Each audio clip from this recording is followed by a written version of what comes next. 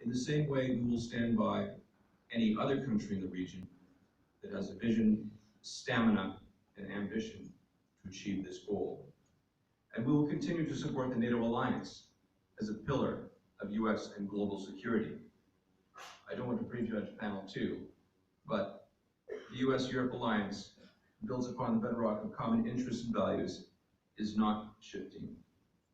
As Vice President Mike Pence recently stated, this alliance plays a crucial role in promoting peace and prosperity in North America and in the entire world.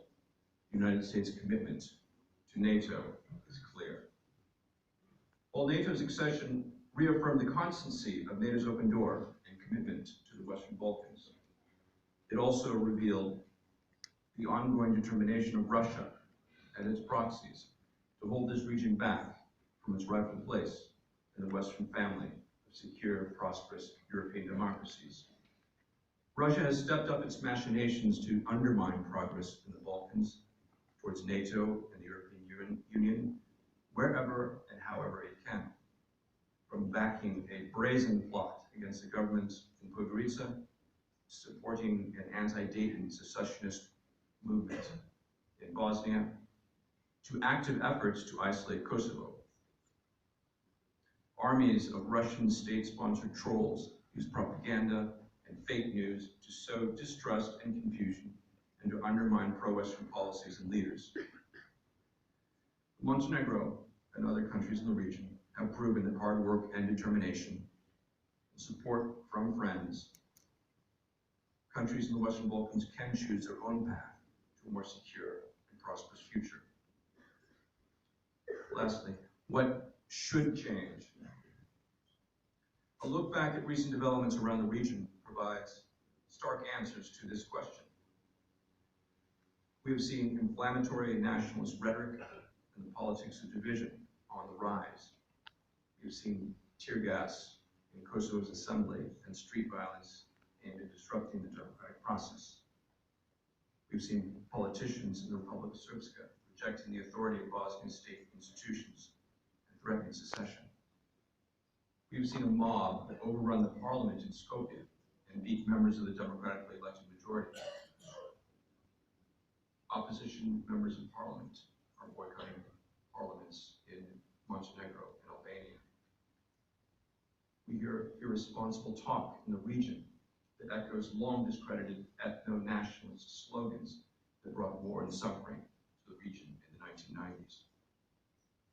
In order to resolve such challenges, or at least to avoid future occurrences, countries in the Western Balkans need stronger leadership, respect for the rule of law, and adherence to democratic norms. Leaders must find the political courage to adopt unpopular but necessary reforms to put the interests of their citizens ahead of their party politics. I hope, for example, the next Prime Minister and Governor of Kosovo will, unlike their predecessors, find the courage to ratify the border demarcation agreement with Montenegro and achieve visa-free travel for the people of Kosovo. Governments, including Montenegro, must fight corruption, grow their economies, and reduce vulnerability to Russian and other malevolent influence, especially in Serbia, Bosnia and Herzegovina, Albania, Kosovo, and Macedonia, which rank below the global average on Transparency International's Perceptions of Corruption Index. Members of Parliament throughout the region should defend and represent their citizens' interests in Parliament. MPs who boycott Parliament are abdicating their responsibilities and ignoring the advice of former President Theodore Roosevelt, who said, "It is always better to be the courageous leader in the arena rather than a critic or spectator on the sidelines." There are recent examples of positive developments in the Balkans that offer reason for hope and optimism throughout the region. In Bosnia, the adoption by the Tri-Presidency of the Defense Review Initiative demonstrated political will to build a professional armed forces in line with NATO standards.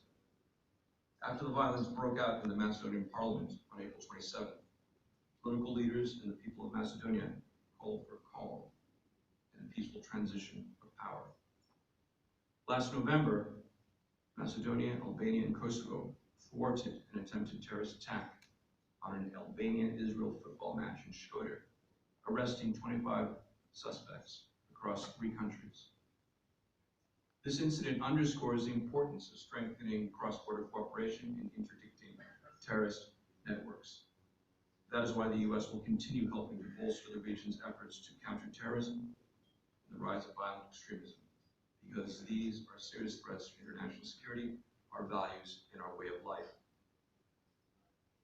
Greater diversification of energy resources is also integral to NATO national and regional security. We see in Ukraine just how important energy security is and how energy dependence can be used as a political weapon.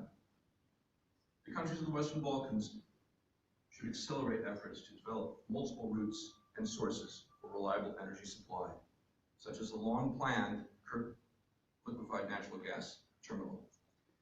In closing, the security challenges in the Balkans continue to evolve.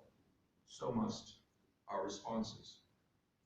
We need to address the root causes of the problems, not just the symptoms. For example, political reforms in Bosnia and Herzegovina, not only social and economic. We must inject a sense of urgency in our efforts, recognize that in the Balkans, there is never a good time for hard decisions, and that problems left unresolved will get worse before they get better. The United States will do its part, including by helping our partners fulfill their commitments and holding them accountable when they do not. Ultimately, however, the elected leaders in the region, in government and in parliament, will determine whether and how their countries advance or fall behind. Ordinary citizens also need to engage through civil society, free media, and democratic elections to demand and hold their leaders accountable. To the monitoring leaders here today, the decisions you and your predecessors made a decade ago set you on a course for the lofty goal you will achieve on June 5th. The decisions you make in 2017 will determine whether and what political and economic milestones you reach in the next decade and beyond. To all the participants from the region here today, the United States will continue to stand with you and support you along the road that you have freely chosen, the path that leads west. Thank you, and I look forward to today's conference.